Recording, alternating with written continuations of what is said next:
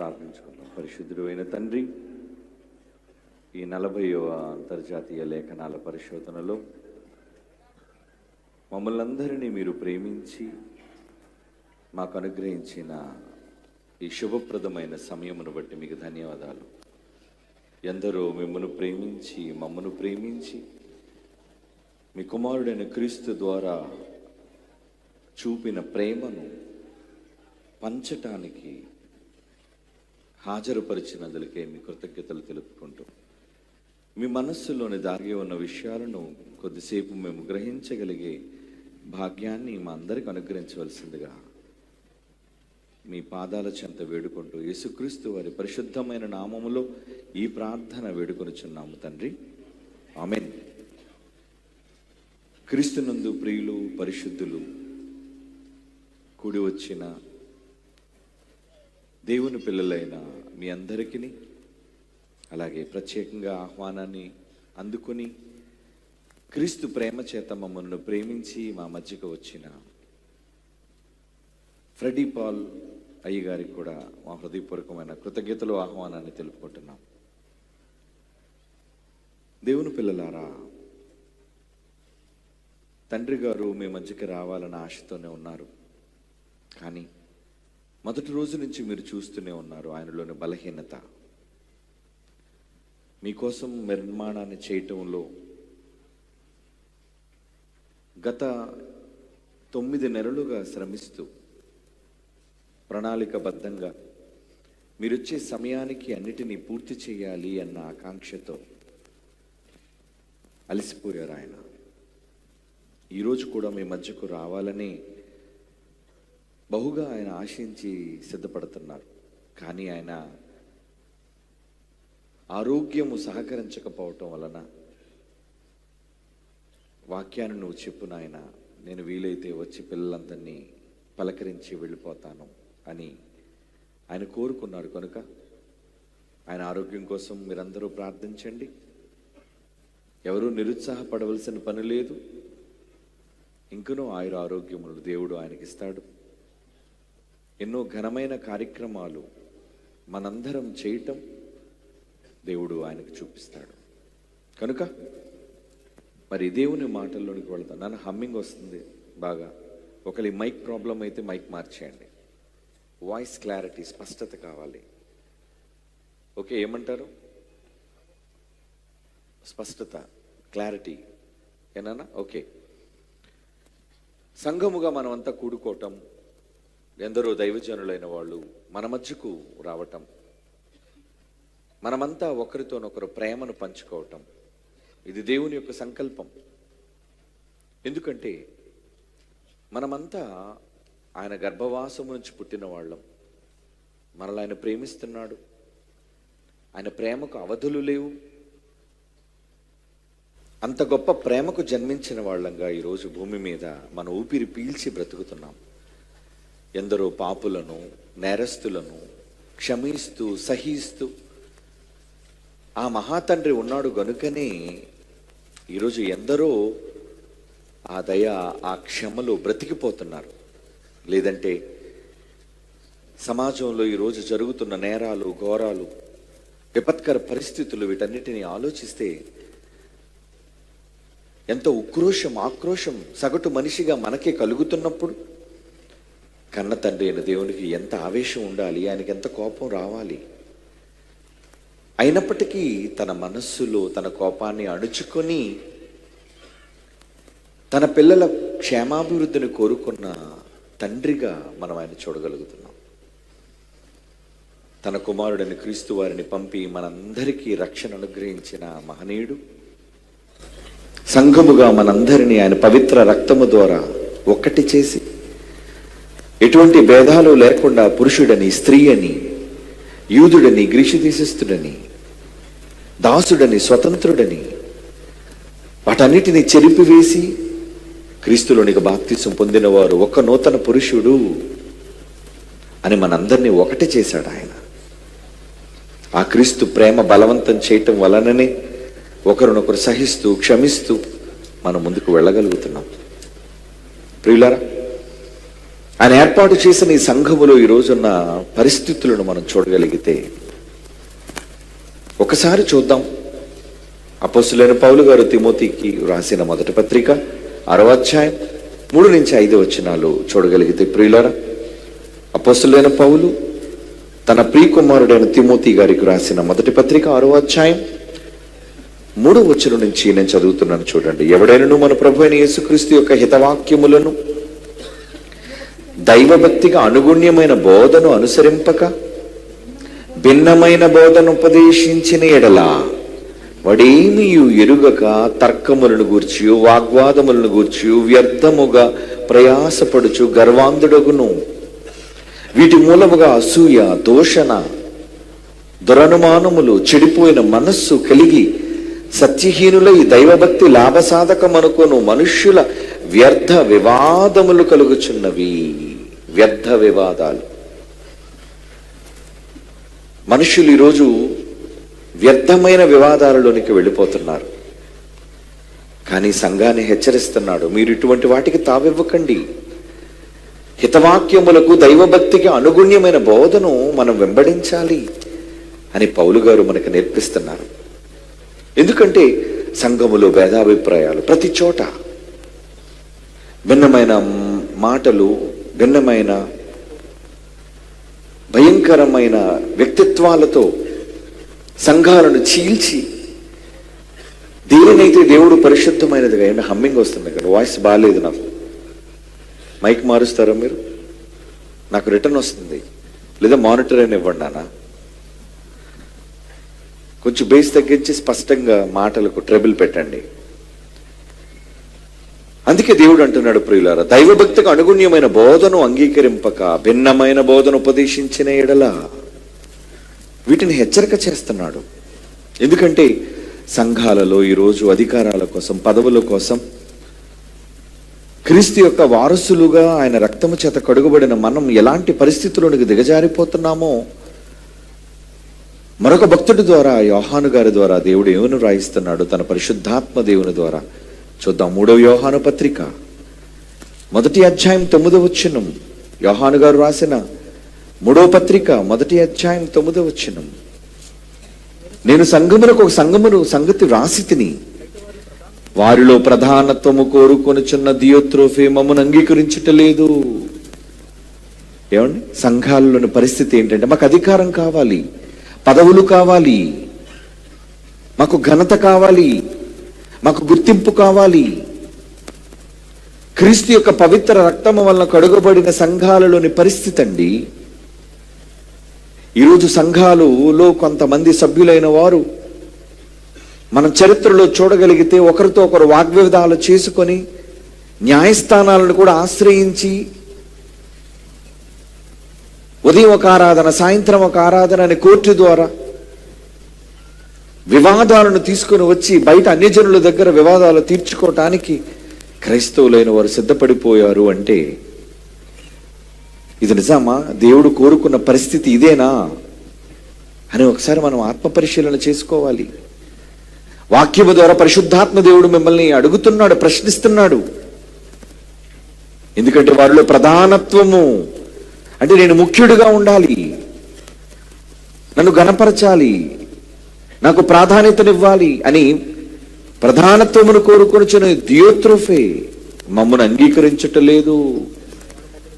వాడు మమ్మను గూర్చి చెడ్డ మాటలు, సంఘాల మధ్య మనుషుల యొక్క మనస్సులను కలవరపరిచే చెడ్డ మాటలను వదరుచు, అది చాలనట్టుగా సహోదరులను కూడా తానే చేర్చుకోకుండా వారిని చేర్చుకున్న మనసున్న వారిని కూడా ఆటంకం, సంఘములో నుండి వెలివేత, వెళ్ళిపోండి మీరు.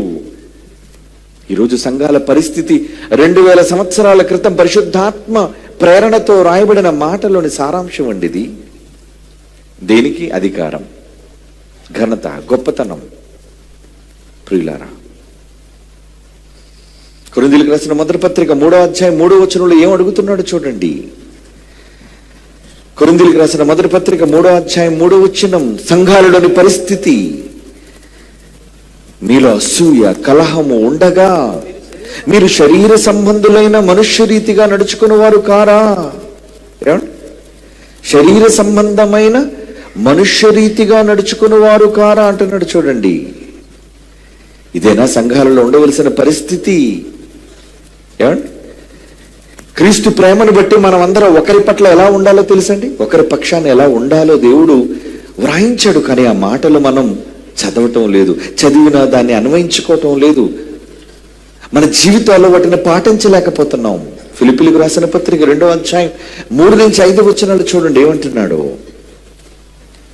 ఫిలిప్పీలకు రాస్తున్న పత్రిక పౌలు గారు సంఘానికి రాస్తూ 2వ అధ్యాయం 3వ వచనం నుంచి 5వ వచనం, కక్ష చేతనైనను వృధాతిశయము చేతనైనను ఏమీ చెయ్యక. ఎందుకంటే సంఘములో కక్షలు, ఒకరితోనొకరు విరోధములు. ఏమండి, క్రీస్తు సామ్రాజ్యం ఎలా వర్ధిల్లుతుంది చెప్పండి? అపవాది దాని సామ్రాజ్యాన్ని విస్తరింప చేసుకోవడానికి అవన్నీ కలిసికట్టుగా పనిచేస్తున్నాయండి. దురాత్మల సమూహాలు, ఆకాశ మండలమందు వ్యాపించిన దురాత్మల సమూహాలు అన్నీ కూడా వాటిలో ఎటువంటి భేదాలు లేకుండా మనుష్యులని చాగ్నికి నడిపించడానికి సామూహికంగా పనిచేస్తున్నాయి అవి. మరి క్రీస్తు రక్షణ చేత రక్షింపబడిన మనం, సమూహాలుగా ఉన్న మనం, మనలో ఎందుకు ఈ వ్యతిరేకతలు, మనలో ఎందుకు ఈ భేదాలు? నిజంగా ఈరోజు సేవకులైన వాళ్ళు మన జాతీయ సదస్సుకు రావటం అనేది వాళ్ళు ఎంత సహృదయం. ఎందుకు రావాలి? ఒక స్టీవెన్ గారు ఎందుకు రావాలి? ఒక అంజలి తల్లి ఎందుకు రావాలి? ఏమండి, మన పాటల కోసం ఇతర సంఘాలకు చెందిన వాళ్ళు ఎందుకు వాళ్ళు మాట్లాడాలి, స్పందించాలి చెప్పండి? సహోదర ప్రేమ కాదా అది? అవును. ఒకరి మీద ఒకరికి కలుగుతున్న మిక్కుటమైన ప్రేమ ఇది కదా మనం అవలంబించవలసింది. ఎందుకు ఒకరింటి ఒకరికి కక్ష? ఏమండి, డినామినేషన్ వేరే అయితే మన మధ్య కక్షలు ఉండాలా? అందులో ఉన్నవాళ్ళు, మన దగ్గర ఉన్నవాళ్ళు క్రీస్తుని నమ్మిన వాళ్ళు కారా? వారు చదువుతున్నది, మనం చదువుతున్నది ఒకటే గ్రంథం, బైబిల్ కాదా? వారు చేస్తున్న ప్రార్థనలు, మనం చేస్తున్న ప్రార్థనలు తండ్రికి కాదా? మనలోకి వచ్చిన రక్షణ, మనందరిలో వారిలో ఉన్న రక్షణ పరిశుద్ధాత్మ దేవుని ద్వారా కాదా? ఎందుకండి ఈ భేదాలు, అసూయలు, ఒకరంటే ఒకరు పడక, ఒకరినొకరు దూషించుకుని, వాగ్వాదాలకు తావిచ్చి, బయట వాళ్ళు మనల్ని హేళన చేసే విధంగా, క్రీస్తును నమ్మని అన్య జనాంగం మన మీద బురద జల్లే విధంగా ఇక మీదట భవిష్యత్తులో సంఘాలుగా మనం ఉండకూడదు. అలా ఉండకుండా ఉండాలి అంటే ఏం చేయమన్నాడు? పరిశుద్ధాత్మ దేవుడు రాయిస్తున్న మాట చూడండి, కక్ష చేతనైనను పనికిరాని అతిశయం చేతనైనను ఏమీ చెయ్యక. నేనెందుకు వెళ్ళాలి వాళ్ళ దగ్గరకు? నేను చాలా గొప్పవాణ్ణి. ఏమండి, ఒక కలవరి ఏమండి సతీష్ కుమార్ గారు, ఏమండి బెల్లంపల్లి ప్రవీణ్ కుమార్ గారు, ఏమండి ఒక హేబెలు రాజు, ఇలా ఎందరో, ఒక జ్యోతిరాజు గారు ఏలూరు, ఏమండి ఒక పాలెమ్మానియల్ గారు, వీళ్ళందరూ ఎందుకు స్పందించాలి? వాళ్ళలో కక్షలు లేవు గనుక మనం అడగగానే ప్రేమతో మనల్ని గురించి మాట్లాడారు, దేవుని గురించి మాట్లాడారు. ఈరోజు వారు వచ్చి మన వేదిక మీద కూర్చున్నారంటే వారందరిలో ఉన్నది దేవుని ప్రేమ. ఎందుకండి కక్షలు రగులుస్తున్నారు సంఘాలను విడదీయడానికి? అందుకే అంటున్నాడు, కక్ష చేతన నేను వృధాతిశయము చేతన నేను ఏమి చేయక వినయమైన మనస్సు గలవారై. క్రైస్తవుడు అవలంబించుకోవలసింది వినయమైన మనస్సు గలవారై ఒకనినొకడు తనకంటే యోగ్యుడిని ఎంచుచు. నేనే గొప్ప అనుకుంటావా? నీకంటే నీ పొరుగువాడు గొప్పోడయ్యా. నువ్వు హోదాలో గొప్పవాడువా, అంతస్తులో గొప్పవాడువా, వయస్సులో గొప్పవాడువా, నువ్వు ఎందులో గొప్పవాడువైనా బైబిల్ నీతో ఏం చెప్తుందో తెలుసా? ఏమండి, వినయమైన మనస్సు గలవారే ఒకరినొకడు తనకంటే యోగ్యుడు, నా పొరుగుడు, నా సోదరుడు నాకంటే గొప్పవాడు అని అనుకో. నమస్కరించు, తలదించు, క్షమించు, ప్రేమించు, చేరదీయు. అదేనండి, ఒకరినొకడు తనకంటే యోగ్యుడిని ఎంచుచు. యేసుక్రీస్తు కార్యాలు చూడాలి అంటున్నాడు. చూడండి, 4వ వచనంలో, మీరు ప్రతివాడు తన సొంత కార్యములు మాత్రమే కాక ఇతరుల కార్యములను కూడా చూడవలెను. క్రీస్తు యేసుకు కలిగిన ఈ మనస్సు మీరును కలిగి ఉండండి. మనం నమ్మిన రక్షకుడు మనస్సు ఎంత గొప్పదండి. క్రీస్తు వారి మనస్సు ఎంత స్వచ్ఛమైనదండి. వాళ్ళు పాపులను చూడలేదు, వాళ్ళు పరిసయ్యులను చూడలేదు, వాళ్ళు సుంకరులను చూడలేదు, వాళ్ళ వ్యభిచారులను చూడలేదు. అందరినీ తన వాళ్ళిగా చేరదీసుకున్నాడండి. ఆయనకి ఏముంది చెప్పండి? పక్షపాతం. ఆయనలో ఏముంది చెప్పండి? భేదం. యూదులని భేదము లేదు, అన్యజనాంగమని భేదము లేదు. అందరినీ చేయి చాపి తన కౌగిట్లోనికి పిలిచిన ప్రేమమూర్తి కదండి ఆయన. అందుకే అంటున్నాడు, ఎవరి మనస్సు కలిగి ఉండాలట? క్రీస్తు యేసుకు కలిగిన ఈ మనస్సు మీరును కలిగి ఉండండి. మరి క్రీస్తు మనస్సు ఎక్కడి నుంచి వచ్చింది? ఏమండి? అవునా? క్రీస్తు వెళ్ళిపోయేటప్పుడట మనకి ఏముంచి వెళ్ళాడట? మాదిరి అంటున్నాడు. చూడండి, 1 పేతురు పత్రిక 2వ అధ్యాయం 21వ వచనం. 1 పేతురు పత్రిక 2వ అధ్యాయం 21వ వచనం అండి. క్రీస్తు కూడా మీ కొరకు బాధపడి మీరు తన అడుగు జాడల యందు నడుచుకున్నట్లు మీకు మాదిరి ఉంచిపోయిన మాదిరి చూపించారండి ఆయన. మరి ఆయనను చూసి మీరేం మాదిరి నేర్చుకున్నారు? కక్షల, అధికారాల, గొడవల? ఈరోజు క్రైస్తవ సంఘాలు ఏం నేర్చుకుంటున్నాయి? విభేదాల? కాదండి, వద్దు, చెరిపోయండి వాటన్నిటినీ. మనమంతా ఒక్క క్రీస్తు రక్తములో కడుగబడిన పవిత్ర జనాంగం, పరిశుద్ధ జనం, దేవుని సొత్తైన ప్రజలం. మనలో ఉన్నది ఒక్క పరిశుద్ధాత్మ దేవుడు. అందరిలో ఉన్నాడు ఆయన. బాప్తిసం తీసుకున్న మనందరికీ ఒక గొప్ప వరంగా సంక్రమించాడు ఆయన మనకి. అందుకే క్రీస్తు మాదిరి ఉంచి వెళ్ళిపోయేటండి ఆయన మనకి. మాదిరి ఉంచి. ఏమండి, మరి యేసుక్రీస్తు వారు మాదిరి ఉంచాడే, ఆయన ఎక్కడ నేర్చుకున్నాడు? అది ఆయనదా? బైబిల్ చూద్దామా? ఒక మంచి మాట. ఆయన ఏమన్నాడో చూడండి. ఆయన గొప్ప స్వభావం చూడండి.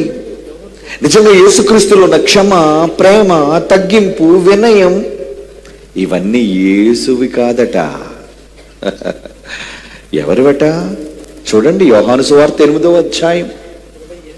యోహాను సువార్త 8వ అధ్యాయం 28వ వచనం, అలాగే 38వ వచనం చూడండి. ఎంత గొప్ప విషయాలను ఆయన మనకు చెప్పాడు సంఘానికి. యోహాను సువార్త 8వ అధ్యాయం 28, 38. కావున యేసు అంటున్నాడు, మీరు మనుష్య కుమారుని పైకెత్తినప్పుడు నేనే ఆయననియు నా అంతట నేను ఏమీయూ చేయక తండ్రి నాకు నేర్పినట్టు. తండ్రి నేర్పించాడా? యేసుక్రీస్తు వారు భూమి మీదకి వచ్చేటప్పుడు తండ్రి, నాన్న యేసు రా కూర్చో, నువ్వు భూమి మీదకి వెళ్ళాలి కదయ్యా. అవును నాన్న, నీకు పాఠాలు నేర్పిస్తాను, నీకు సంగతులు నేర్పిస్తాను. ఒక తండ్రిగా తన కుమారునికి ఎంత గొప్ప పాఠాలు నేర్పించాడండి. అది యేసుక్రీస్తు వారు భూమి మీదకి వచ్చి నేనే గొప్పోణ్ణి, ఈ ఘనతంతా నాదే, నాలో ఉన్న ఈ సద్గుణాలన్నీ నావే అంటున్నాడు ఆయన. ఎంత గొప్ప తగ్గింపు స్వభావం చూడండి, ఎంత నిష్కల్మషమైన హృదయమో చూడండి. ఆయన ఏమంటున్నాడు? ఒప్పుకుంటున్నాడు. ఆయన ఏమని ఒప్పుకుంటున్నాడు? నా అంతట నేను ఏమీయూ చేయక తండ్రి నాకు నేర్పినట్టు ఈ సంగతులను మాట్లాడుచున్నాను. నేను మాట్లాడడానికి కారణం, నా తండ్రి దగ్గర నేను పాఠాలు చదువుకున్నాను. ఈరోజు మీరంతా వచ్చి 5 రోజులు ఎన్నో పాఠాలు విన్నారు, నేర్చుకుంటున్నారు. పెద్దలుగా మీరు నేర్చుకుంటున్నారు, చిల్డ్రన్స్ సెమినార్లో మీరు కన్నా మీ పిల్లలు నేర్చుకుంటున్నారు. నేర్చుకోవాలి. ఏమి నేర్చుకోవాలి? యేసుక్రీస్తు వారు చెప్పిన మాటలే కదా ఈరోజు బైబిల్. 66 పుస్తకాలు. ఆ తర్వాత పరిశుద్ధాత్మ దేవుడు సర్వసత్యాన్ని మనకు రాయించాడు కదా. ఇవన్నీ ఎవరు అనుకుంటున్నారు? యేసు చెప్పిన సంగతులు ఎవరవట? తండ్రి నాకు నేర్పినట్లు. మరి పరిశుద్ధాత్మ దేవుని గురించి ఏం చెప్పాడు? నేను వెళ్ళిపోతున్నాను, నేను చెప్పవలసిన సంగతులు చాలా ఉన్నాయి, నేను వెళ్ళిపోయిన తర్వాత ఆదరణకర్త మీ దగ్గరికి వస్తాడు, ఆయన మిమ్మల్ని సర్వసత్యములోనికి నడిపిస్తాడు, ఆయన నా వాటిలోనే చెబుతాడు. పరిశుద్ధాత్మ దేవుడు చెప్పింది యేసు ప్రభువు చెప్పిన వాటినైతే, యేసు ప్రభువు చెప్పిన సంగతులు ఎవరు వింటవి? తండ్రి అయిన దేవునివి. అంటే పరిశుద్ధాత్ముని చెప్పిన, యేసుక్రీస్తు వారు చెప్పిన వీరిరువురు కూడా తండ్రి అయిన దేవుని దగ్గర నేర్చుకున్న విషయాలు, పాఠాలు.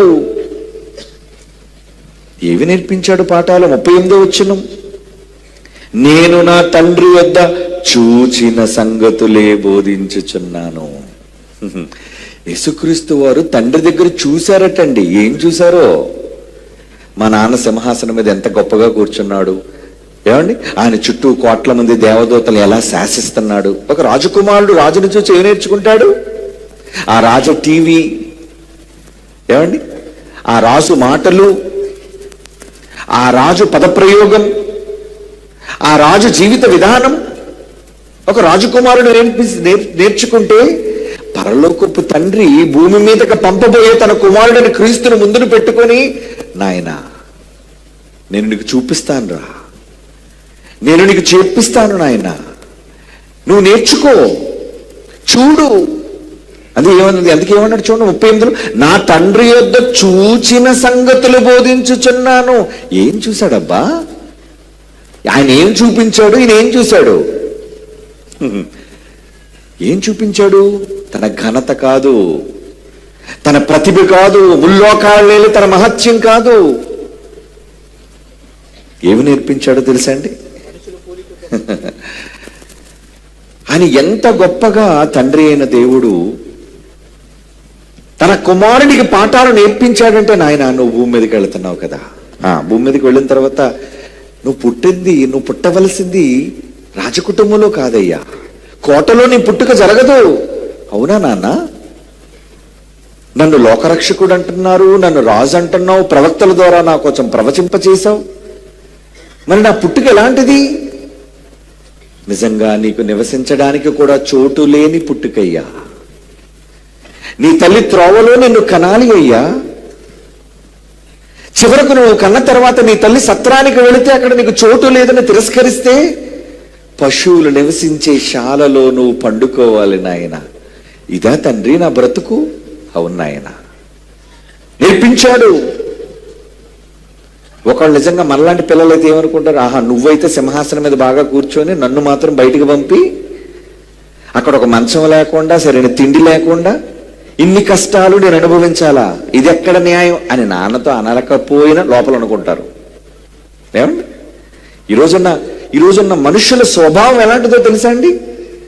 అంటే మీరు అన్ని సుఖాలు అనుభవించి పరలోకంలో దేవదూతల చేత 24 గంటలు పరిశుద్ధుడు పరిశుద్ధుడు పరిశుద్ధుడని గాన ప్రతిగానాలు చేసుకుంటుంటే, నేను మాత్రం భూమి మీదకి వెళ్ళి, ఏమండి, దెబ్బలు తిని సిలువ వేయించబడి ఉండడానికి చోటు లేక బాధపడాలా? అలా అనుకోలేదండి ప్రభు. ఎందుకంటే తండ్రి దగ్గర చూచాడు. అది నోట్ చేసుకోండి మీరు, ఆ పాయింట్. తండ్రి నాకు నేర్పించినవి, అలాగే తండ్రి యొద్ద నేను చూచినవి అన్నాడు. ఏం చూశాడు? తండ్రి ఏం చూపించాడు తన కొడుక్కి? ఏమండి, ప్రతి కుమారుడు తన తండ్రిని చూసే నేర్చుకుంటాడండి. ఎందుకంటే యేసుప్రభు వారు ఒక మాట అన్నారు, తండ్రి ఏది చేయుట కుమారుడు చూచునో. కుమారుడు కూడా, యోహాను సువార్త చూడండి 5వ అధ్యాయం 19వ వచనం అండి. యోహాను సువార్త 5వ అధ్యాయం 19వ వచనం. ప్రియులారా, తండ్రి ఏది చేయుట కుమారుడు చూచునో అదే గాని తనంతట తాను ఏది చేయడు. ఆయన వేటిని చేయునో వాటిని కుమారుడు అలాగే చేయును. జాగ్రత్తగా వినండి. తండ్రి ఏదైతే చేస్తాడో కొడుకు కూడా అదే చేస్తాడటండి. ఇది యేసుక్రీస్తు వారు ఒప్పుకున్న విషయం.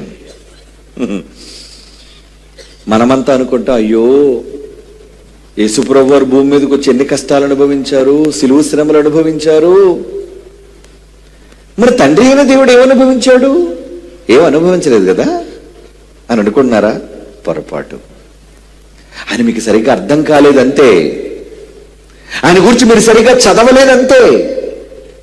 ఒక కొడుకుగా యేసుక్రీస్తు వారు తండ్రిని చూస్తూ ఉన్నాడు. ఈ భూమి మీదకి రాకముందు చూస్తున్నాడు మా నాన్న ఎలా ఉన్నాడు, ఎలా ప్రవర్తిస్తున్నాడు, ఎలా ప్రేమిస్తున్నాడు, ఎలా క్షమిస్తున్నాడు, తన్ను తాను ఎలా తగ్గించుకుంటున్నాడు. నిజమండి, ఎలా తగ్గించుకుంటున్నాడు తన కళ్ళతో చూచాడు గనుక.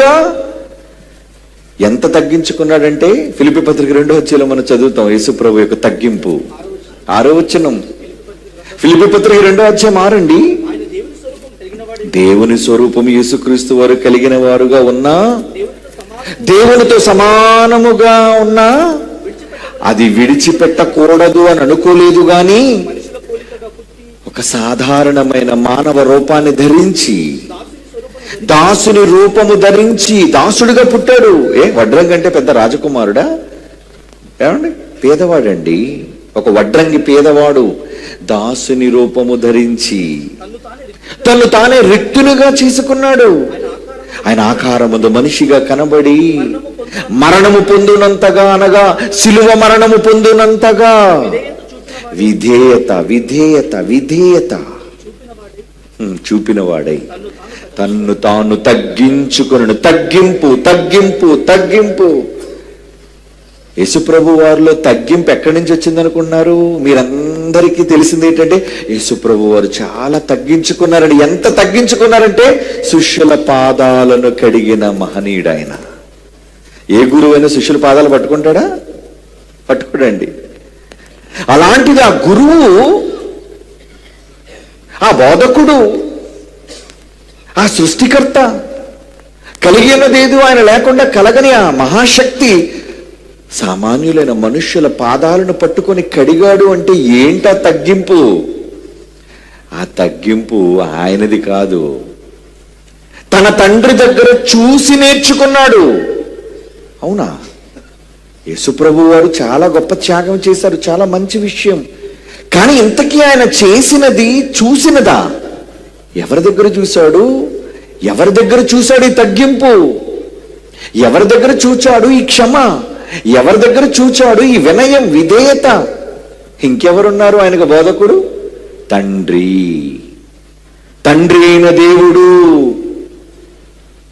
ఆయన దగ్గర చూచిన సంగతులు అన్నాడు. అందుకే అది మర్చిపోకండి ఆ మాట. నా తండ్రి యొద్ద నేను చూచిన సంగతులు. తండ్రి ఏది చేయట కుమారుడు చూచునో, కుమారుడు కూడా దానినే చేయను. నేను అదే చేస్తున్నాను ఈరోజు. ఇంతకీ తండ్రిలో ఏం తగ్గింపు ఉందబ్బా? ఆయన ఎప్పుడు మహిమ, ఘనత, ప్రభావములతో నిండిన మహాశక్తిమంతుడు కదా. ఆయనలో ఏ తగ్గింపు లేదని మీరు అనుకుంటే పొరపాటు. మనందరికీ మాదిరి క్రీస్తు అయితే ఆ క్రీస్తుకు మాదిరి అతనికి జన్మనిచ్చిన పరలోకమందున్న తండ్రి యెహోవా. ఏంటి ఆయనలో ఉన్న తగ్గింపు? ఎక్కడుంది ఆయనలో ఉన్న తగ్గింపుకు సాక్ష్యం? ఎప్పుడు చూసినా భీకరుడు అనుకుంటున్నావు, రౌద్రుడు అనుకుంటున్నావు, ఏమండి భయంకరుడైన దేవుడు అనుకుంటున్నావు. ఆ గుణాలతో పాటు ఆయనలో ఉన్న మరో గొప్ప గుణం తగ్గింపు. తగ్గింపండి. ఎంత తగ్గించుకున్నాడో తెలుసా? ఎంత తగ్గించుకున్నాడో ఒక మంచి మాట చూద్దామా? చూద్దాం, బైబిల్ తెరిచి చూద్దామండి. బైబిల్లో రాయబడిన మాట అక్షర సత్యం. సంఖ్యాకాండం. దేవుడు అబద్ధమాడే దేవుడు కాడాయన. సంఖ్యాకాండం 23వ అధ్యాయం 19వ వచనం ప్రియులారా. సంఖ్యాకాండం 23వ అధ్యాయం 19వ వచనం. దేవుడు అబద్ధమాడాడు. మన తండ్రి మనలాంటి అబద్ధికుడు కాడాయన. మనం నోరిప్పితే అబద్ధం, భార్యతో అబద్ధం, తండ్రితో అబద్ధం, అన్నదమ్ములతో, అక్క చెల్లెలతో అబద్ధం, స్నేహితులతో అబద్ధం. కానీ ఇక్కడేమంటున్నాడు? దేవుడు అబద్ధమాడుటకు ఆయన మానవుడు కాడు, పశ్చాత్తాపపడుటకు ఆయన నరపుత్రుడు కాడు. అంటే తండ్రి ఏమండి, ఆయన మాట ఇచ్చి స్థాపింపకుండునా, ఆయన చెప్పి చేయకుండునా. దేవుడు చెప్పాడంటే చేస్తాడు. నోట్ చేసుకోండి దీన్ని కూడా. బైబిల్లో రాయబడిన మాట అండి, పరిశుద్ధాత్మ దేవుని ద్వారా రాయబడిన మాట. ఏంటది? ఆయన అబద్ధమాడడు, ఆయన చెప్పి చెయ్యకుండా ఉండడు. చెప్పి చెయ్యకుండా ఉండడట. ఎవరు? దేవుడు. తండ్రి యెహోవా మనందరికీ కన్న తండ్రి. ఆయన చెప్పాడంటే చేస్తాడు. ఆయన మాటిచ్చి చెయ్యకుండా ఉండే అబద్ధికుడు కాడు ఆయన. ఆయన అన్నాడు అంటే ఆ మాటలో నిజం ఉన్నట్టే. ఏమండి, పరలోకమందున్న దేవుడు పరలోకాన్ని విడిచాడా ఏ రోజైనా? పరలోకమందున్న దేవుడు పరలోకాన్ని విడిచిపెట్టాడా? మనలో కొంతమంది అనుకుంటారు ఆయన ఏ రోజు పరలోకాన్ని విడిచిపెట్టలేదండి అనుకుంటున్నారు. యేసుక్రీస్తు వారు భూమి మీదకి వచ్చారు, పరిశుద్ధాత్మ దేవుడు పరలోకాన్ని విడిచి భూమి మీదకి వచ్చారు అని అనుకుంటున్నారు. కానీ ఈ భూమి మీద మొట్టమొదటి స్వర్గాన్ని విడిచిపెట్టి ఈ మట్టి లోకాన్ని అడుగుపెట్టిన మహాశక్తి మొట్టమొదట మనందరి కన్న తండ్రి అయిన దేవుడండి. నమ్మగలరా ఈ మాట? అవునా? ఆయన ఎప్పుడు వచ్చాడండి? ఆయన ఎప్పుడు వచ్చాడు అనుకుంటున్నారా? యేసుప్రభు రాక మనకు తెలుసు, పరిశుద్ధాత్మ దేవుని రాక మనకు తెలుసు. తండ్రి అయిన దేవుడు వచ్చాడా? ఎప్పుడు వచ్చాడు? మొట్టమొదటిసారిగా తన స్వరూపమందు చేసిన ఒక నరునికి ఊపిరి పోయడానికి స్వర్గాన్ని విడిచి భూమి మీదికి అడుగుపెట్టిన ఒక గొప్ప తండ్రి అండి ఆయన. ఆయనున్న లోకం ఏంటి? ఆకాశ మహాకాశములు పట్టబట్టైన రూపం. ఆయన కోసం ఏమని రాయబడింది? ఆకాశ మహాకాశాలే పట్టజాలని అంత పెద్ద రూపం ఆయనది. అంత రూపములో ఉన్న ఆయన మ్యాక్రో వరల్డ్లో ఉన్న ఆయన మైక్రో వరల్డ్లోకి వచ్చాడు. మైక్రో అంటే సూక్ష్మం. ఆయన దృష్టికి ఈ భూమి ఏమండి ఒక ఇసుక రేణువు లాంటిది. ఈ విశ్వాన్ని ఆలోచిస్తే ఎంత పెద్దదో కాంతి సంవత్సరాలతో కొలుస్తున్నారండి. ఈరోజు శాస్త్రవేత్తలను అడిగితే వాళ్ళు హబుల్ స్పేస్ టెలిస్కోప్ లో చూసి వాళ్ళు అంటున్నారు, అబ్బో చాలా విశ్వం ఉందండి. మనకు కనిపించే నీలి గగనం మాత్రమే కాదు, దాని వెనక మనం పరిశీలన చేస్తే ఏముందో తెలుసా? ఏముంది? కాంతి సంవత్సరాల దూరం. అంటే లెక్కలు పనిచేయటం మానేసి కాంతి ప్రయాణించే వేగాన్ని పరిగణలోనికి తీసుకొని ఆ కాంతి ఒక సంవత్సరానికి ప్రయాణించే వేగాన్ని తీసుకొని 1 సంవత్సరం 2 సంవత్సరాలు కాదండి, ఆ సంవత్సరాలు కూడా కోటాను కోట్ల కాంతి సంవత్సరాలు. కోటాను కోట్ల కాంతి ప్రయాణించే వేగంతో వెళ్లే సంవత్సరాల దూరం ఉందండి ఈ విశ్వం. ఎంత పెద్దది అనుకుంటున్నారు ఈ విశ్వం? ఇంత విశ్వంలో భూమి ఒక చిన్న నలక, ఇసుక రేణువు లాంటిది. ఆ ఇసుక రేణువులో భూమి, 3 వంతుల నీరు, ఒక నేల, 1 వంతు నేల, ఆరిన నేల అయితే దాని మీద 6 అడుగుల నీ ఆకారం ఎంతటిది, ఏ పాటిది? మరి ఈ చిన్ని దానిలోనికి తన మహాశక్తి స్వరూపాన్ని పంపాలి అంటే ఎవరు రావాలి? యేసుప్రభుని అంటాడా, నాయన నువ్వు వెళ్ళి ఉదేసి వచ్చే అంటాడా? అప్పుడు యేసుప్రభు తండ్రి అవుతాడు మనకి.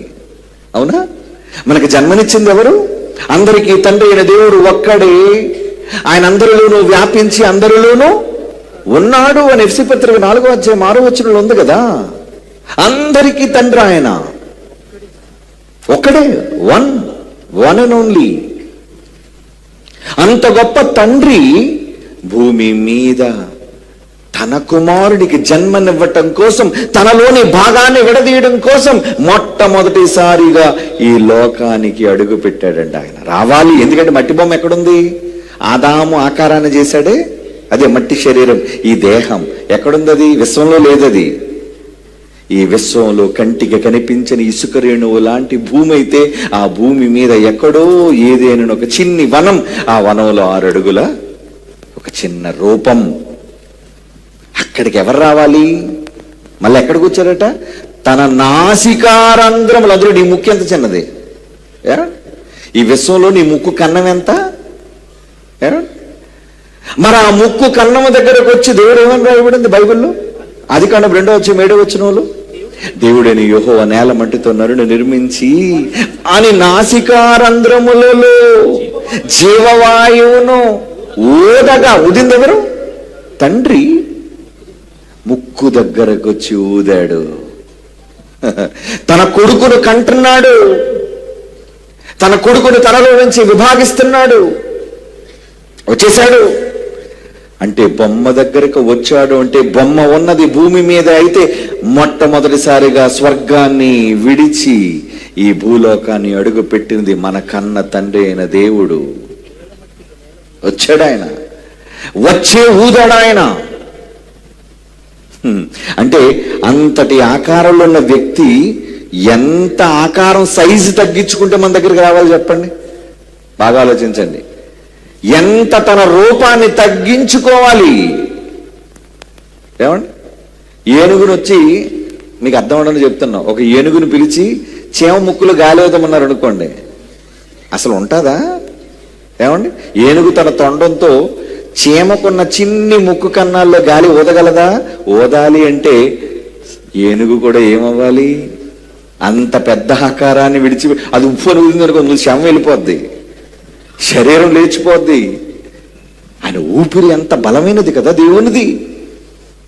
అలాంటప్పుడు తను ఏం చేసుకున్నాడు? ఆయన ఏం చేసుకున్నాడు? ఇంత పెద్ద ఆకారంలో ఉంటే నా కొడుకుని నేను కనలేను ఆదాముని, కనుక మారిపోతాను, చిన్నిగా మారిపోతాను. ట్రాన్స్ఫర్మేషన్. ఒక మహా విశ్వరూపంలో ఉన్న వ్యక్తి, విశ్వాలు పట్టజాలిన రూపంలో ఉన్న మహాశక్తి మనిషి కోసం, అంటే నీ కోసం, నా కోసం, మనకు జన్మనివ్వటం కోసం మొట్టమొదటిసారిగా తగ్గించుకుని గొప్ప తండ్రి ఆయనేనండి. రూపంలో తగ్గిపోయి వచ్చేసాడు భూమి మీదకి. నా కొడుకు కోసం నేను చిన్నవాడిని అయిపోతాను. దేవదూతలందరూ ఏమనుకుంటారు? ఏంటండి, 3 లోకాలు పట్టే మహారాజు ఇంత గొప్పవాడు, ఏంటి తన ఆకారాన్ని ఎంత చిన్నదిగా చేసుకుని ఆ రూపం దగ్గరికి వెళ్ళిపోయాడు? ఎవరో కాదు, ఆయన తన రూపం, తన పోలిక, తన అంశం. అక్కడ ప్రారంభమైందండి తండ్రి అయిన దేవుని తగ్గింపు. మరప్పుడు యేసుప్రభు వారు పక్కన ఉన్నారా? ఎందుకు లేరు? అది కన్నా మొదటి అధ్యాయంలో ఏం చెప్పాడు ఆయన? మనము దిగిపోయి వెళ్దాం పదండి, కమాన్, మనం దిగిపోదాం, వెళ్దాం పదండి. మన స్వరూపమందు మన పోలిక చొప్పున నరులను చేయుదుము. అంటే ఈయనతో పాటు వాళ్ళు కూడా వచ్చారండి. యేసువారు వచ్చారు, పరిశుద్ధాత్ములు వారు వచ్చారు. మనిషికి జన్మనివ్వటం కోసం, ఆదాముకు రూపం ఇవ్వటం కోసం, ఆదాములో నువ్వు నేను అందరం ఉన్నాం. ఆదాము వచ్చినప్పుడు వచ్చేసాం మనం అంతా ఈ భూమి మీదకి. అదే మన ఆరంభం, దేవునిలోంచి విడిపోయిన భాగం. అంటే మనకు జన్మనివ్వటం కోసం మహాశక్తి స్వరూపుడైన తన రూపాన్ని తగ్గించుకుని ఒక సామాన్యమైన ఒక మనిషి ముక్కు దగ్గరకు వచ్చి తన శ్వాసను విడిచేటంతగా తగ్గించుకున్నాడండి మన పరలోకపు తండ్రి. ఇది కాదా తగ్గింపు? ఏమండి, మోడీ గారు కూర్చొని కిందన ఆకు భోజనం చేసుకుని అనుకోండి, మీడియాలంతా ఎలా చూపిస్తారు? ముఖ్యమంత్రి గారు వచ్చి కిందన బంతి భోజనం చేస్తున్నారు అనుకోండి, ఎలా చూపిస్తారు? అబ్బో, ఈ దేశాన్ని ఏలి, ఈ రాష్ట్రాన్ని ఏలి, ఎంత గొప్పవాళ్ళు, అందరితో కూర్చొని సామాన్యుల్లో భోజనం చేస్తున్నారు, ఎంత గొప్ప ఎక్స్క్లూజివ్ అది. ఒక రాష్ట్రానికి, ఒక దేశానికి మనుషులు వాళ్ళు, అధికారులు వాళ్ళు. అలాంటిది ముల్లోకాల చక్రవర్తి తండ్రి తన రూపాన్ని తగ్గించుకున్నాడు, తన అహాన్ని తగ్గించుకున్నాడు, తన శక్తిని కూడా తగ్గించుకున్నాడు. ఎందుకంటే ఆయన చూస్తేనే బ్రతకలేడు ఎవడును. అలా తగ్గించుకుని నరుల దగ్గరకు వచ్చేశాడు. వచ్చిన తరువాత నరుని చేసిన తరువాత నరుని ఆశీర్వదించాడు. నాన్న, మీరు ఫలించండి, అభివృద్ధి పొందండి, భూమిని నిండించండి. ఆయన నిండించడం మొదలుపెట్టిన ఆరంభం ఎలా మారిపోయింది! కొద్ది రోజుల్లోనే అతడు ఊహించిన దెబ్బ, వ్యతిరేకత, తిరుగుబాటు. తినవద్దన వృక్షఫలాన్ని తిన్నాడు, దేవుని వ్యతిరేకించాడు, గెంటి వేయబడ్డాడు. అక్కడ నుంచి మనుషులు ఆరంభమైందే ఈ పాపం. అక్కడ నుంచి అనేక పలుమార్లు తన పిల్లల కోసం వ్యసన పడుతూ బాధపడుతున్నాడు. నేను భూమి మీద పిల్లలు చేసినందుకు సంతాపం, బాధపడుతున్నాను, నేను హృదయంలో నొచ్చుకున్నాడు ఆయన నరులను చేసినందుకు. దేవుని పిల్లలారా, ఇంత చేసినా తన పిల్లలు వద్దనుకున్నాడా, కాదనుకున్నాడా? తన పిల్లలు తప్పు చేసిన ఒక తండ్రి స్థానంలో ఆయన్ని వాళ్ళకు వద్దనుకోలేదండి ఆయన. కోరుకున్నాడు, కావాలి అనుకున్నాడు, మార్చాలి అనుకున్నాడు, ప్రేమించాలి అనుకున్నాడు. అది ఆయనలో ఉన్న క్షమ. యేసుప్రభు వారి దగ్గర క్షమ మనం చూస్తున్నాం, కానీ తండ్రి అయిన దేవుని దగ్గర క్షమ లేదా? ఇశ్రాయేలీయులైన తన ప్రజలైన వాళ్ళు ఎన్నో పాపాలు చేస్తుంటే కళ్ళ ముందు దేవుడికి నచ్చని విగ్రహాలను వాళ్ళు పెట్టుకొని పూజిస్తుంటే బాధపడిపోయాడు అనేక సార్లు, దిగులు పడిపోయాడు అనేక సార్లు. నన్ను విడిచా మీరు వీటన్నిటిని సేవిస్తున్నారు, పూజిస్తున్నారు. వాళ్ళన్ని చేసిన అపరాధాలు చేసిన వాళ్ళ పట్ల ఎలాంటి స్వభావం కలిగి ఉన్నాడో తెలుసా? ఇక నేను వారి పాపముల విషయమై దయ కలిగి ఇక ఎన్నడను వారి పాపములను జ్ఞాపకము చేసుకొనను. అంటే క్షమించేనా? క్షమింటేనే కదండి వాళ్ళ పాపాలు మనం జ్ఞాపకం చేసుకోం. ఒకరి క్షమిస్తేనే కదా మరి పాపాలు మన జ్ఞప్తికి రావు. అంటే తండ్రి అయిన దేవునిలో ఆరంభమైంది క్షమ. అది యేసు రాకముందే, అప్పుడు యేసు ప్రభు రాలేదు, ఇంకా సిలువను ఎక్కలేదు. కానీ వాళ్ళకి క్షమనివ్వాలి అనుకున్నాడు దేవుడు. నేనే మీ దోషముల విషయమై దయ కలిగి ఉన్నాను అన్నాడు దేవుడు. ఇది కాదా మనల్ని క్షమించటంలో? లేదా ఆయనకి తగ్గింపు, లేదా ఆయనకి క్షమ? ఆలోచించండి. నిజంగా ఆయన పిల్లల్ని ఎంత ప్రేమిస్తున్నాడు అంటే, రెండో రోజు డైరెక్టర్ గారు మనతో చెప్పారు, అపోస్తుల కార్యాలు 17వ అధ్యాయం 26వ వచనంలో రాయబడిన ఒక ఉన్నతమైన మాట ఏంటో తెలుసా? ఆయన మనలో ఎవనికి దూరముగా ఉండువాడు కాడు. ఆయన మనలో ఎవనికి దూరంగా ఉండడా? ఎందుకు? పిల్లలం కదా. భూమి మీద పిల్లలుగా మనం ఉంటే ఆయన మనల్ని విడిచి ఎలా ఉండగలడు? మనకు దూరమై ఆయన ఉండలేడు. కావాలి అనుకుంటున్నాడు మనల్ని. ఆ మాట చూడండి, మనలో ఎవనికి దూరముగా ఉండువాడు కాడు. మీరు ప్రేమించిన మీ భార్యని, మీరు ప్రేమించిన మీ పిల్లల్ని విడిచి మీరు ఉండగలరా? ఉండలేరే. ఇది నిజమైతే మనందరం ఆయన పిల్లలం, ఆయన స్వరూపాలుగా మనల్ని కనబడిన వారం మనం. మనల్ని విడిచి ఆయన ఎలా ఉండగలడు? ఉండలేడండి, ఆయన ఉండలేడు. ఇశ్రాయేలీయులు తన పిల్లలైన వారు 400 సంవత్సరాలు ఐగుప్తు బానిసత్వంలో ఉన్నారండి. వాళ్ళందరూ కన్నీళ్లు పెట్టుకుని విమోచన కొరకు ప్రార్థిస్తే రక్షకుడిని వాళ్ళ కోసం పుట్టించి మోషేను పంపించాడు. వెళ్ళు నాయన వెళ్ళు, నా పిల్లల కన్నీళ్లు నేను విన్నాను, చూశాను, నువ్వు వెళ్ళి వాళ్ళని విడిపించుకురా అన్నప్పుడు మోషే చేసిన అద్భుతాలు మీకు తెలుసు. ఫరో కుమారుని చంపి వాడి గర్వాన్ని అణిచి తన బాహుబలాన్ని చూపించి ఇశ్రాయేలీయులను ఐగుప్తు బానిసరపు చెర నుంచి విడిపించాడండి. అలా విడిపించాడు. విడిపించినప్పుడు ఇశ్రాయేలీయులందరూ కూడా ప్రయాణమై 40 సంవత్సరాలు 40 ఏళ్ళు ప్రయాణం చేసి ఎక్కడికి వచ్చేసారండి? వాగ్దాత దేశం, పాలస్తీనా, కనాను భూభాగం. అబ్రహాము తండ్రి అయిన అబ్రహాముకు చేసిన వాగ్దానాన్ని నెరవేర్చాడు, నా పిల్లలకు స్వతంత్ర దేశాన్ని ఇస్తాను అని. అలా నెరవేర్చిన తరువాత న్యాయాధిపతులు వచ్చారు, రాజులు వచ్చారు. ఇప్పుడో రాజైన దావీదు అనుకున్నాడు సొలొమోనులాగా బంగారు దేవాలయాన్ని కట్టించాలి నా తండ్రికి. దావీదు అనుకున్నాడు. అలా అనుకున్నప్పుడు ఆయన ఏమంటున్నాడో ఈ సందర్భంలో ఒక మాట మీరు చూడాలి. ఏంటో తెలుసండి? 2 సమూయేలు గ్రంథం 7వ అధ్యాయం 6వ వచనం చూడండి. దేవుని యొక్క మనస్సు. 2 సమూయేలు గ్రంథం 7వ అధ్యాయం 6వ వచనం, ఐగుప్తులో నుండి నేను ఇశ్రాయేలీయులను రప్పించిన నాట నుండి నేటి వరకు నాకు మందిరం లేదయ్యా. మందిరములో నివసింపక డేరాలలోను గుడారములలోను నివసించుచు సంచరించి తిని. అర్థమైంది ఈ మాట? ఎక్కడున్నాడట? ఏమండి? ఐగుప్తులో నుండి నేను ఇశ్రాయేలును రప్పించిన నాట నుండి నేటి వరకు నాకు మందిరం లేదు, నాకు బంగారు దేవాలయం లేదు. ఈరోజు మీరు కడతానంటున్నారు. నాకు ఎకరాలలోని పెద్ద పెద్ద నిర్మాణం లేదు నాకు. కానీ ఎక్కడున్నాడట? మందిరములో నివసింపక డేరా. డేరా ఏమండి? డేరా అంటే దేంతో చేస్తారండి? ఏమండి? ఒక బట్ట, ఈరోజు మన షామియానాలు అంటున్నారే, అలాంటి బట్ట క్రింద ఉన్నాడు ఆయన. ఎవరు?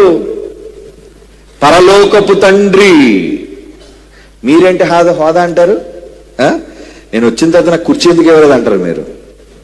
ఏమండి, అప్పుడప్పుడు మన వాళ్ళు కొంతమంది వచ్చి నేను వచ్చానేం మీరు గౌరవించాలని తెలీదా అంటే, నిలబడితే మనకు అవమానం, కింద కూర్చుంటే అవమానం, ఫీల్ అయిపోతుంటాం మనం. నేనేంటి, నా హోదా ఏంటి, నేను ఎంత గొప్పవాడిని, ఈరోజు నాకు ఎంత ఫాలోయింగ్ ఉంది, లక్షల మంది నాకు అభిమానులు ఉన్నారు, నా అంతటి వాడు వస్తే నీ గౌరవం లేదా అని అనుకుంటున్నావా? అయితే మీ నాన్న దగ్గర పాఠం నేర్చుకోవాలి ఈరోజు నువ్వు. అదే యేసు నేర్చుకున్నాడు పాఠం. ఏంటా పాఠం? ఇశ్రాయేలుని విడిపించినప్పుడు వాళ్ళతో పాటు దేన్ని తీసుకెళ్ళదో తెలుసండి? మందసం. అవునా? మందసం ఉందా? అది ఇశ్రాయేలు అందరూ పాళెమంతా గుడారాలు వేసుకుంటే ఆ మధ్యలో డేరా ఉండేదటండి, గుడారం. ఎవరి గుడారం అది? లోకాలను కలుగజేసిన సాక్షాత్తు సర్వశక్తిమంతుడైన ప్రజ్వలుడైన దేవుని యొక్క గుడారమా? అవునండి, దేవుడు గుడారంలో వీళ్లతో పాటు దేవుడు వచ్చాడా? వచ్చాడు. ఇశ్రాయేలు దారి చేరిపోయిన తర్వాత ఒడ్డు చేరిపోయారండి, వచ్చేసారు. పాలస్తీనా వచ్చేసిన తర్వాత అప్పుడు దేవుడు అంటున్నాడు, మీరు సరంభి వేసిన ఇళ్లలో చాలా గొప్ప గొప్ప ఖరీదైన భవనాల్లో ఉంటున్నారే, కానీ మీరు ఉండి ఏం చేశారో తెలుసా? నన్ను మర్చిపోయారు అంటాడు. చూడండి, దేవుణ్ణి మనుష్యులు ఇచ్చిన విలువ ఏంటంటే మర్చిపోయారు. ఆయన చేసిన మేలులు మర్చిపోయారు, ఆయన చూపించిన త్యాగం మర్చిపోయారు, ఆయన క్షమించిన విధానం మర్చిపోయారు. హగ్గై గ్రంథం 1వ అధ్యాయం చూడండి ప్రియులారా, 4వ వచనం. హగ్గై గ్రంథం 1వ అధ్యాయం 4వ వచనం. ఈ మందిరము పాడై ఉండగా మీరు సరంభి వేసిన ఇళ్లలో నివసించుటకు సమయమా? అంటే దేవుని పట్టించుకోవడం మానేశారు. నువ్వు ఎలా ఉంటే మాకేంటి, మా ఇల్లు బాగోవాలి, ఏమండి, మా హోదా బాగోవాలి, మా కాంపౌండ్ బాగోవాలి, దేవుడిది ఎలాగున్నా పర్లేదు. ఏమిటి, నిజంగా డైరెక్టర్ గారు కట్టించిన క్యాంపస్ 4లో ఆడిటోరియం చూడండి ఎంత గొప్పగా ఉంది, చూడడానికి ఎంత గంభీరంగా ఉంది. మా ఇల్లు కూడా అంత గంభీరంగా లేదండి, కావాలంటే విశాఖపట్నం వచ్చి చూడండి మా గదుల్లోనికి. ఎవరికి ప్రాధాన్యత? మీకు మీరు గొప్పలు, మీకు మీరు ఘనత. కానీ మన పరలోకపు తండ్రి ఆయన ఇవేవి ఆశించలేదండి. ఎక్కడున్నాడట? నా పిల్లలు ఇశ్రాయేలు వాళ్ళందరూ కూడా వెళుతుంటే పరలోకంలో లేడా ఆయన? లేడండి, పరలోకంలో లేడండి. మీరు అనుకుంటున్నారేమో తన పిల్లలు కాలి నడకన అరణ్య మార్గంలో ప్రవేశిస్తుంటే, నడుస్తుంటే ఎలా ఉండగలడండి ఆయన? వచ్చేసాడని చెబుతున్నాడు చూడండి. ఆయన అబద్ధమాడుటగా నరుడు కాడు. ఆయన లేకుండా ఉన్నానని చెప్పలేదు, ఆయన రాకుండా వచ్చేసారని గొప్ప చెప్పుకోవట్లేదు. మనం చెయ్యకపోయినా గొప్పలు చెప్పుకుంటాం, నేను చాలా గొప్ప ఉండని. ఆయన చెయ్యకుండా చెప్పే దేవుడు కాడు ఆయన. ఆయన చెప్పాడు అంటే చేశాడని అర్థం. ఇందాక మీరు చదువుకున్నారు ఆ మాట. చెప్పాడు అంటే ఆయన చెప్పి చెయ్యకుండునా, మాట ఇచ్చి స్థాపింపకుండునా. అబద్ధమాడుటకు ఆయన నరుడు కాడు. మరి ఇప్పుడు అబద్ధం ఆడుతున్నాడా? చదవండి ఈ మాట. దేవుడు ఆ మాట అబద్ధమాడటం నిజమైతే 2 సమూయేలు గ్రంథం 7:6 అన్న మాట అబద్ధమా నిజమా? ఐగుప్తులో నుండి నేను ఇశ్రాయేలును రప్పించిన నాట నుండి నేటి వరకు మందిరముల్లోనూ నివసింపక డేరాలోను గుడారముల్లోనూ నివసించుచు సంచరించి తిని. ఇంకో మాట చూస్తారా? ఇంకొక దగ్గర చెప్తాడు. మొదటి దినవృత్తాంతాల గ్రంథం 17వ అధ్యాయం 5వ వచనం. దినవృత్తాంతాల మొదటి గ్రంథం 17వ అధ్యాయం 5వ వచనం అండి. ఏమంటున్నాడు?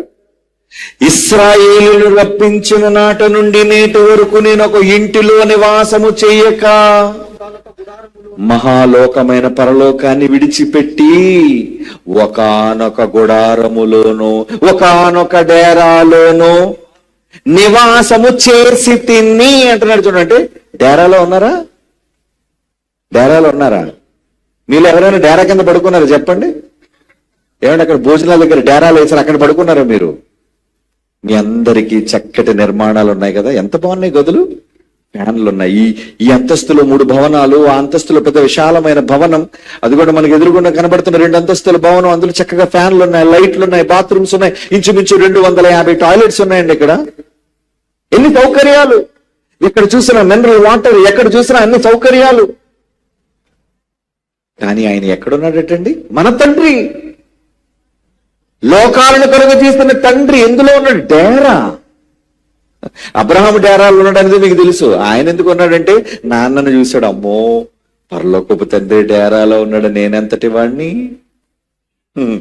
నేర్చుకోవాలి తండ్రిని చూచి. ఈ రోజు ప్రపంచంలో మనుషులందరూ ఇంక్లూడింగ్ జీసస్ క్రైస్ట్, యేసు కూడా తండ్రిని చూసి నేర్చుకున్నాడు. అప్పటి వరకు సింహాసనం మీద కూర్చున్న వ్యక్తి ఎప్పుడైతే ఇశ్రాయేలీలు బయలుదేరారో నాన్న లేచిపోయాడు కుర్చీలోంచి. యేసుప్రభు పక్క నుండి కురుపార్శ్వని ఉంటాడు కదా, నాన్నగారు ఎక్కడికి బయలుదేరిపోతున్నారు? నా పిల్లలు అరణ్య మార్గాన బయలుదేరారు నాయన, నేను వెళ్ళిపోతాను. నాన్నగారు మీరు వెళ్ళిపోతే నేనెలా? నేను వచ్చేస్తున్నా పదండి. లేదు నాయన నువ్వు ఉండి అందాక మిగతా పరలోక వ్యవహారాలన్నీ చూసుకో. ఈరోజు జైశాలి గారు రాలేక నాయన కొంచెం నువ్వు వాక్యం చెప్పు నాయన, నా గొంతు బాగాలేదు, దగ్గు వచ్చేస్తుంది నాకు. ఏమండి బాధ్యత. తండ్రి అయిన దేవుడు ఎక్కడికి వెళ్ళిపోతున్నారు? మీరు ఎక్కడికి వెళ్ళిపోతున్నారు? పిల్లల దగ్గరికి వెళ్తాను నాయన నేను. మరి మీ పిల్లలు ఎక్కడున్నారు? అరణ్యం, చలి, మంచు, ఎండ, భయంకరమైన పరిస్థితుల్లో నా పిల్లలు ప్రయాణం చేస్తుంటే నేను ఇక్కడ ఎలా ఉండగలను అనుకుంటున్నావయ్యా? వెళ్ళిపోతున్నాను, నిన్న పిల్లల దగ్గరికి వెళ్ళిపోతాను. నాన్నగారు మీ అంతటి వారు వెళ్ళి ఎక్కడుంటారు మీరు?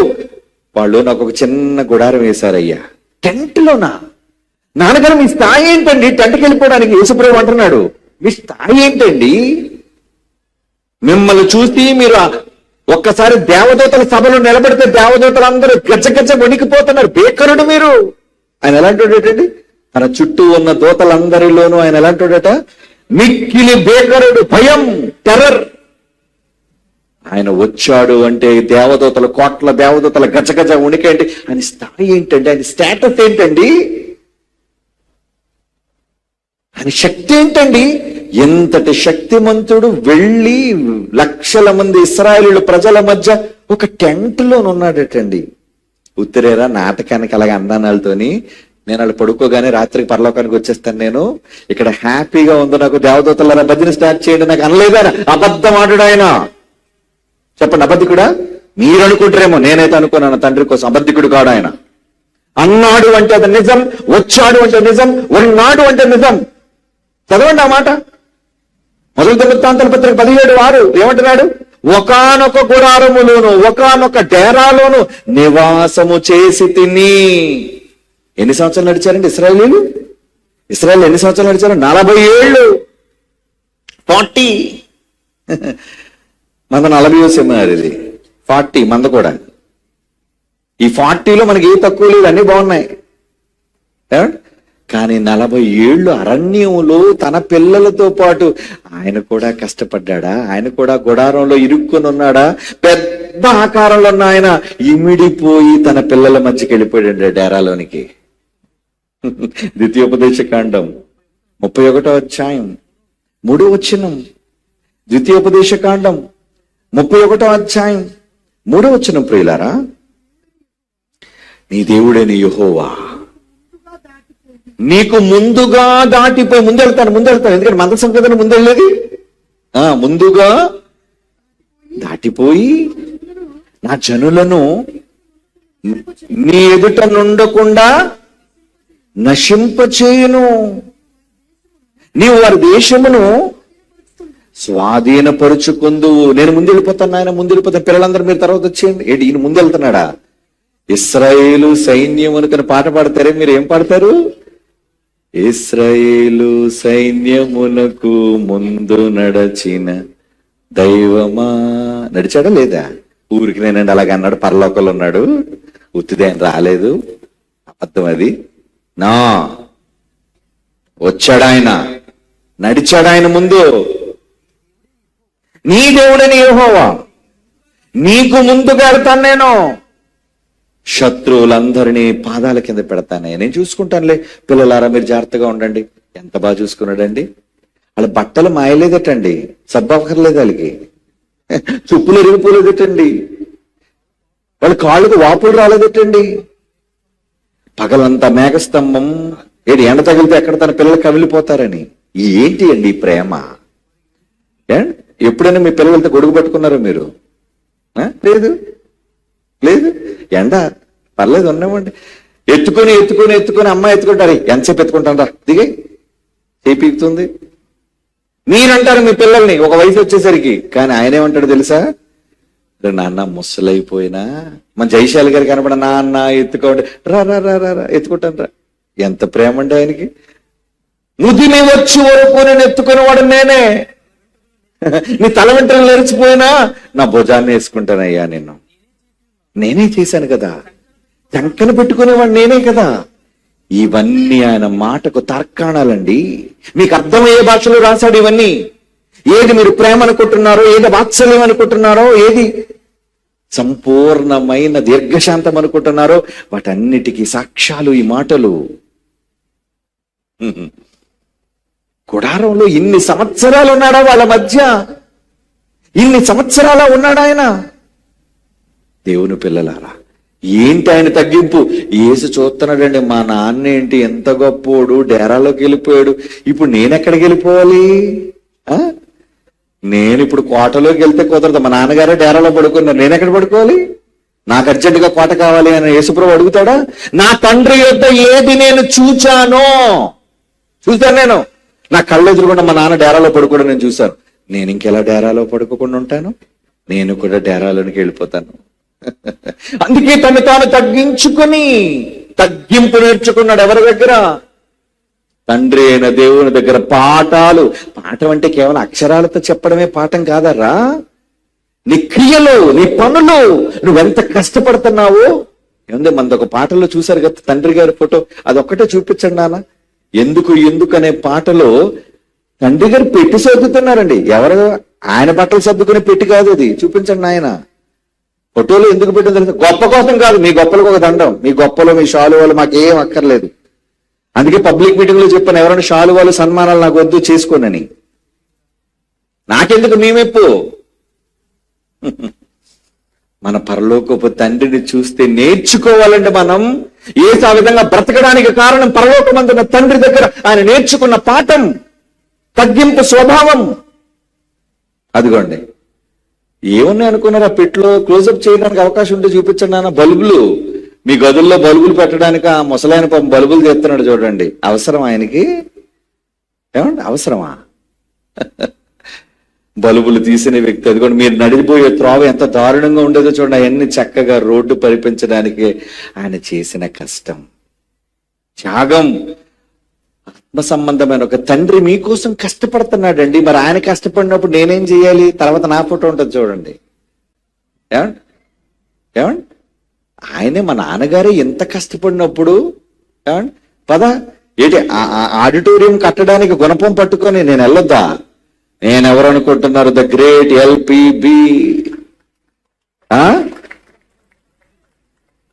నాకెందుకు ఆ గొప్ప? మీరందరూ ఉండడానికి ఆ మట్టి తవ్వమండి. నేను పెద్ద జైశాలి గారి కుమారుణ్ణి, నేను ఒక ఇంటర్నేషనల్ ఛాలెంజర్ని. ఏమండి వద్దు, ఈ గొప్పలు మిమ్మల్ని పరలోకానికి తీసుకుని వెళ్ళవు.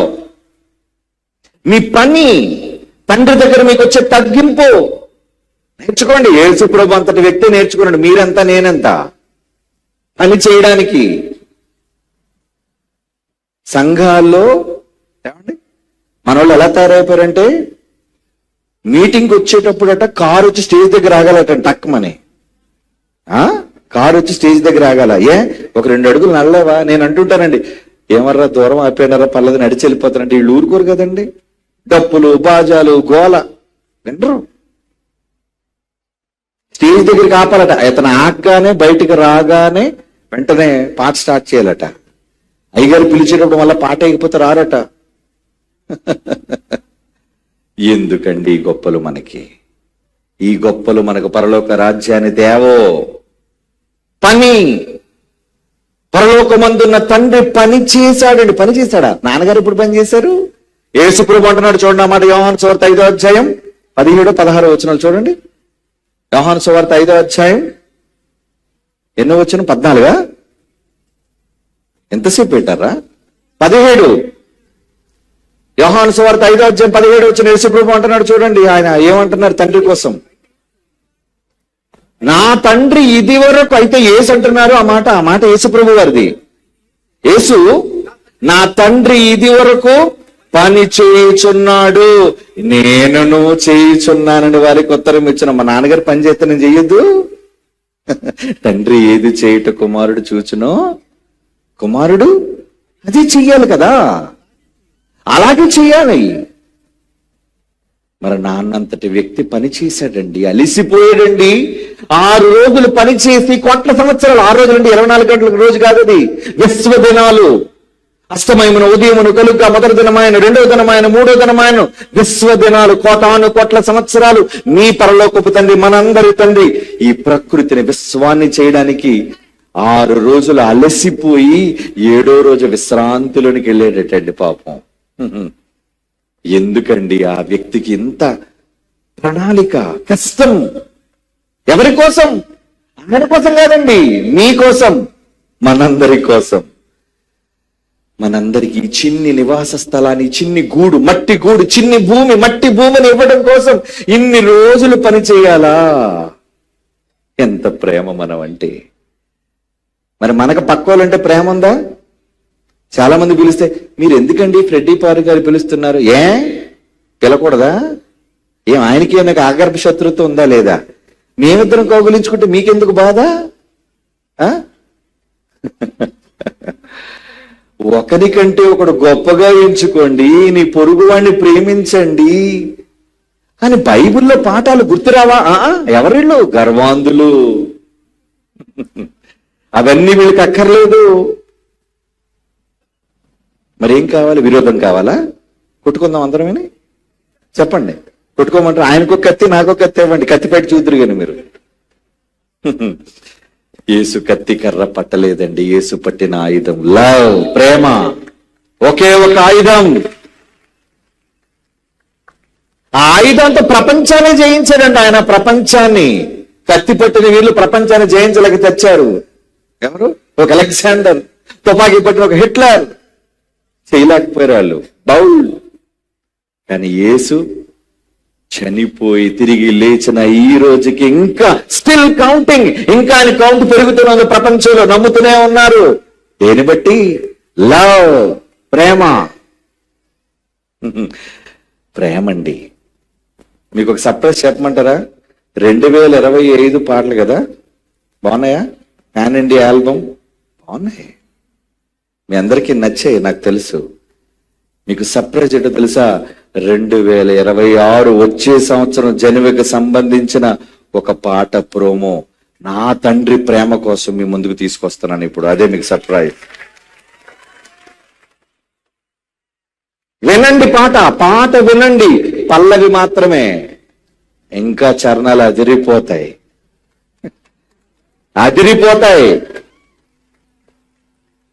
కమాన్ లైఫ్.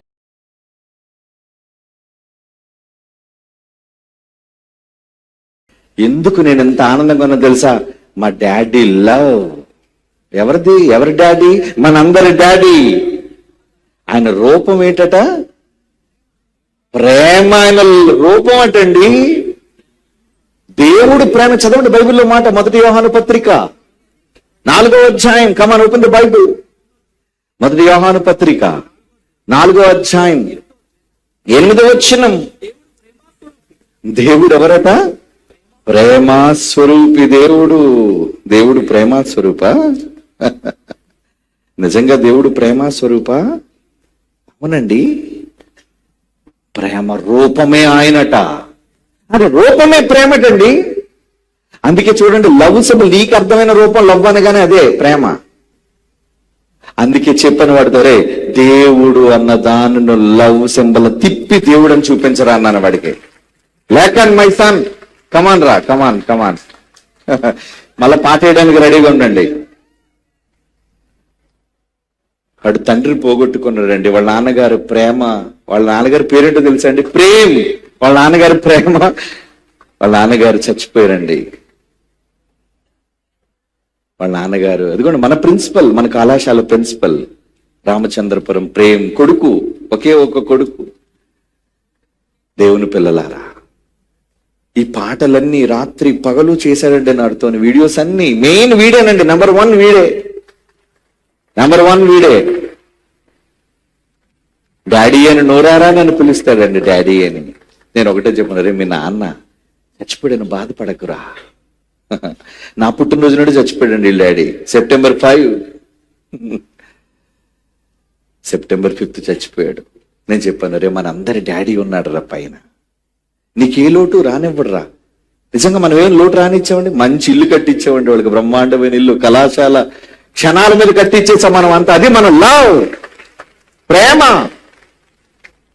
ప్రేమతో చచ్చిపోయినందుకు ఏమండి, ప్రేమ చచ్చిపోయినందుకు ఇల్లు కట్టించేసాం. చందు చచ్చిపోయినందుకు ఇల్లు కట్టించేసాం. శాంతమూర్తి చచ్చిపోయినందుకు ఇల్లు కట్టించేస్తున్నాం, అయిపోద్ది మరొక నెలలో. ఎందుకు కట్టించాలి? మనం ఎవరికి పుట్టామో తెలుసా? ప్రేమకు పుట్టిన ప్రతిరూపాలు మనమంతా. ప్రేమకు పుట్టాం మనమంతా. వద్దా? ప్రేమ లేదా మనలో? ఉండదా? మన తండ్రి రూపమే ప్రేమ అయితే మీలో సహోదరుల మధ్య ఎందుకు ప్రేమ లేకుండా ఉన్నారు? కక్ష ఎందుకర్రా? నీ పొరుగు వాడిని చూసి పగెందుకు, ద్వేషం ఎందుకు? అదే యేసు అన్నాడు, నాన్నగారు మీకే ఎంత ప్రేమ ఉంటే ప్రేమ ఏంటో భూమి మీదకి వెళ్ళి చూపిస్తా నా చావులో. తన చావుతో చూపించాడండి ప్రేమ. సిలువ మరణం పొందినంతగా ప్రేమించాడండి. What a wonderful love. నిజంగా క్రైస్తవ్యం ఈ రోజు 1 కొరింథీ 13వ అధ్యాయం ఏం చదువుతున్నాను చెప్పండి? ముందు అందరూ కంఠోపాఠం చేయవలసింది, మన జీవితాల్లో అలవర్చుకోవలసింది. కొరింథీలకు రాసిన 1వ పత్రిక 13వ అధ్యాయం అంతా అలవర్చుకోవాలి మనం. అందులో కొన్ని మాటలు ఏమున్నాయి తెలుసా? కొరింథీలకు రాసిన 1వ పత్రిక 13వ అధ్యాయం 4వ వచనం ముగించుకుందాం. ప్రేమ దీర్ఘకాలము సహించును, ప్రేమ దయ చూపించును. ప్రేమకి ఇంకా కూర్చోండి వస్తారు. మీకెందుకు కంగారు? ఏ డాడీ కావాలి మీకు? వినండి, వస్తున్నారు ఆయన మెల్లిగా. మీ అందరి కోసం ఓపిక కూడగట్టుకొని వస్తున్నాడు ఆయన. చదవండి ఇప్పుడు బైబిల్. ప్రేమ దీర్ఘకాలము సహించును, దయ చూపించును, ప్రేమ మత్సరపడదు, ప్రేమ డంబముగా ప్రవర్తించదు, అది ఉప్పొంగదు, ఎదుటి వ్యక్తి పట్ల అమర్యాదగా నడవదు, నా సొంత ప్రయోజనాన్ని కోరుకోదు, త్వరగా కోపపడదట, అపకారం ఒకవేళ నీకు ఎవరైనా చేస్తే అపకారాన్ని మనస్సులో ఉంచుకోదట, దుర్నీతి ఎక్కడైనా తప్పు జరిగితే దుర్నీతి విషయమై సంతోషపడకుండా, సత్యమందు వాక్యమందు సంతోషం, అన్నిటినీ తాళును, అన్నిటినీ నమ్మును, అన్నిటినీ నిరీక్షించును, అన్నిటినీ ఓర్చును, ప్రేమ శాశ్వత కాలముండును. ఎప్పుడు ఏది ఉంటుందట? ఎవలాస్టింగ్ లవ్. ఎవరి లవ్? లైలా మజ్ను లవ్ కాదు, సలీం అనార్కని లవ్ కాదు, ముంతాజ్ ఏమండి షాజహాన్ల ప్రేమ కాదు, ఏమండి దేవదాసు పారు ప్రేమలు కాదు, శాశ్వతమైనవి కథలు. అవన్నీ కథలు. కానీ ఏంటి ఇక్కడ ఏమన్నాడండి? ప్రేమ శాశ్వత కాలముండును, ప్రేమ శాశ్వత కాలముండును. మరి మీలో ఎందుకు లేదా ప్రేమ? మీలో ప్రేమ ఉంటే ఎదుటివాడు తప్పు చేసిన క్షమించి ఆదరిస్తారు, చేతులు ఇస్తారు, చేరవేస్తారు. అదే ఈరోజు బైబిల్ విశ్వవిద్యాలయం ప్రారంభించింది. అదే క్రీస్తు నేర్పించిన ప్రేమ యుగం. చెప్పవా వాక్యం ద్వారా? అందుకే ఈ మాటలు చదువుతాను, ఆ పాటలో మీకు అర్థమయ్యో లేదో ముగించేస్తాను. చూడండి, నాలా నిన్ను ప్రేమించేది ఎవరని, నాకంటే ప్రేమించే మనుషులు ఎవరని. అదే ఆ పాటలోని.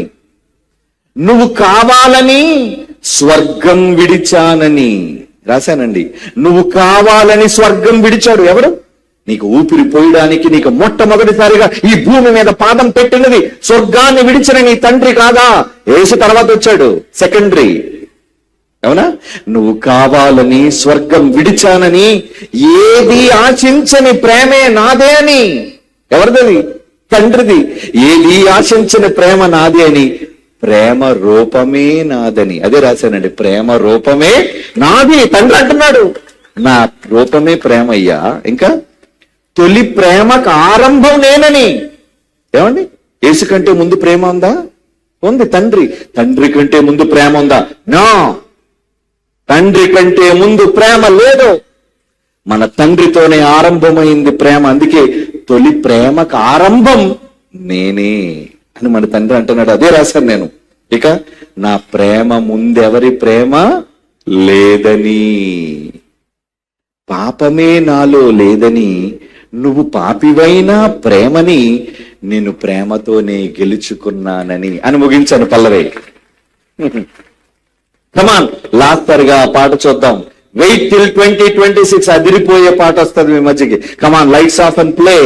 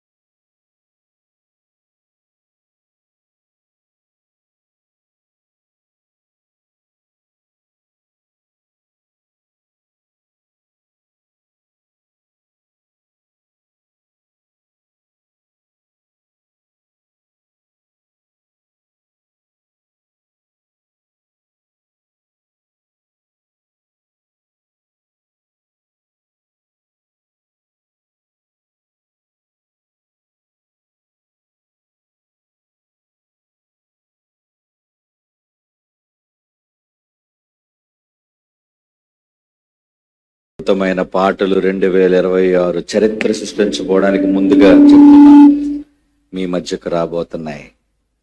Thank you. తప్పనిసరిగా మాటలు విని చప్పట్లు కొట్టడం కాదు, మాటలు విని మీ బ్రతుకులో తండ్రి యొక్క తగ్గింపు స్వభావాన్ని మీ జీవితంలో అలవర్చుకోండి. అప్పుడు మనం నిజమైన పిల్లలు అవుతాం, రియల్ చిల్డ్రన్. ఆయన పిల్లలు అవ్వాలి అంటే ప్రేమ మనలో ఉండాలి. తండ్రి గారు వచ్చే సంవత్సరం కూడా మన మధ్య ఉండి మనమంతా ఎలా కలుసుకోవాలంటే రోజు మీరు ప్రార్థన చేయాలి. తండ్రి గారు ఆరోగ్యం కోసం, మీకోసం కూడా ప్రార్థన చేసుకోండి. ఇలా ఒకరి కొరకు ఒకరు ప్రార్థన చేసి మనమంతా మరలా తిరిగి 2026లో కలవడానికి ప్రార్థన చేయండి. తండ్రి చాలా ప్రేమ గలవాడు, మన తండ్రి చాలా ప్రేమ గలవాడు. God bless you all. కళ్ళు మూసుకోండి, ప్రార్థన చేసుకుందాం. పరిశుద్ధుడైన తండ్రి దేవా, మీ అమూల్యమైన ప్రేమ చేత మమ్మల్ని కన్నారు, మీ కుమారుని ప్రేమ చేత మమ్మల్ని రక్షించారు నాయన. ఆ ప్రేమ చాలా గొప్పదయ్యా, వెలకట్టలేనిదయ్యా. ఆ ప్రేమ విలువ మాకు అర్థం కాక తృణీకరించి కక్షలతో ఆవేశాలతో హోదాల కోసం ఈరోజు సంఘములో ఉన్నవారే ప్రేమను హతమారుస్తున్నారు తండ్రి. వారికి జ్ఞానోదయం కలిగించండి. ఈ మాటలు, ఈ పాటలు, ఎందరో పాటల కోసం సహకరించారు, వాళ్ళందరినీ దీవించండి తండ్రి. వాళ్ళకి 100 రెట్లు ఇహమందు పరలోకమందును జీతాన్ని వాళ్ళకి ఇవ్వండి. నిర్మాణం కోసం ఎందరో కుటుంబాలు, నీ పిల్లలైన వారు లక్షల రూపాయలు త్యాగం చేశారు తండ్రి. వారందరినీ ప్రేమించండి, క్షమించండి. వారి కుటుంబాల్లో శాంతి సమాధానాలు నింపండి. మమ్మల్ని ఆత్మీయంగా కని పెంచిన ఆత్మీయ తండ్రికి ఆరోగ్యాన్ని, ఆయుష్ను ప్రసాదించండి తండ్రి. ఇక్కడ నిలుచున్న వాళ్ళందరూ తండ్రి మీ చిత్తమైతే వచ్చే సంవత్సరం సజీవులుగా మరలా ఈ ప్రేమను పంచుకునే భాగ్యాన్ని మా అందరికీ అనుగ్రహించండి. యేసుక్రీస్తు వారి పరిశుద్ధమైన నామంలో ఈ ప్రార్థన విజ్ఞాపనలు మీ పాద సన్నిధికి చేర్చుచున్నాము తండ్రి.